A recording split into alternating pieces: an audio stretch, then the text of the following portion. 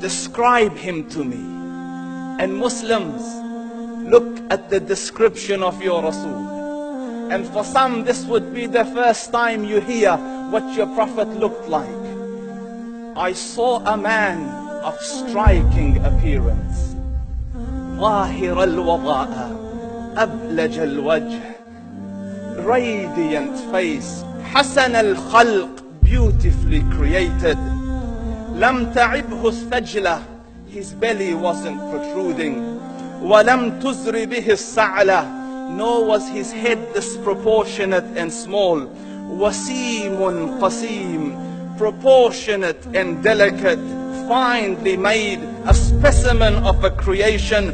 في عينيه دعج, in his eyes there was a contrast. The dark was immensely dark, the white was excessively white. وفي أشفاره وطف, and his eyelashes were long.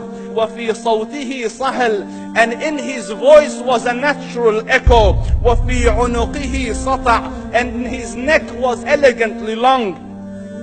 وفي لحيته كثاثة, his beard was full and thick. أزج أقرن, his eyebrows were arched, but they were not joined. It was separated.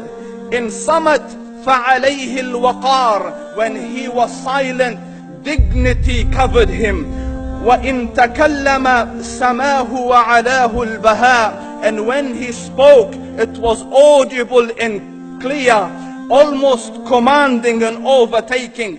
أجمل الناس وأبهاهم من بعيد, from afar the most striking and outstanding in appearance. وأحسنهم وأجملهم من قريب, and when he came near, the best of them and the most handsome of them in closeness. حلو المنطق, such an exalted and sweet level of logic. Like when he used to speak, it was so coherently logical, it was smooth and easy to understand.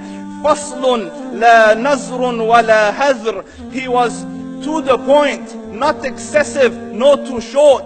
كأن منطقه خرزات نظم يتحدرن, his logic, his utterances, his words were like jewels coming out of a necklace, calculated, polished, one after the other, it would flow magically. ربعة, he was medium in height.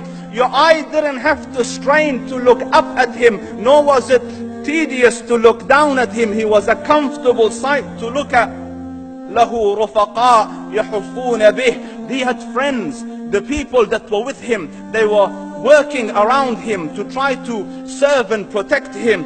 إن قال سمعوا لقوله, when he used to say something, they used to hearken to what he used to say. وإن أمر تبادروا إلى أمره, when he commanded, they used to compete to fulfill the command.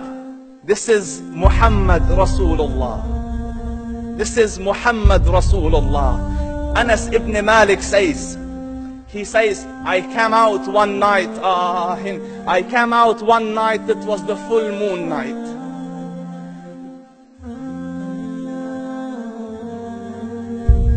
And I looked at the moon, and in the desert, understand, the moon is an awesome sight. It is smooth, it is radiant, it is clear, it is gentle compared to the scorching sun of which they are used to.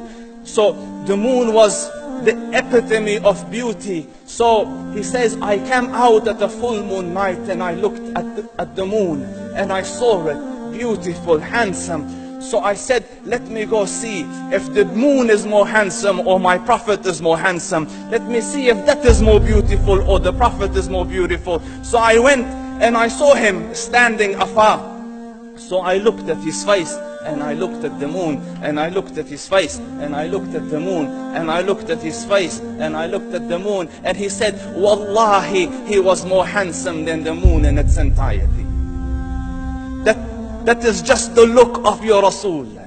Aisha radiyallahu anha says, I was sewing with the needle, my needle dropped in the dark, I couldn't find it. I said, Ya Rasul, I can't find it. He moved his face close, and I swear, out of the radiance of his face, I found my needle.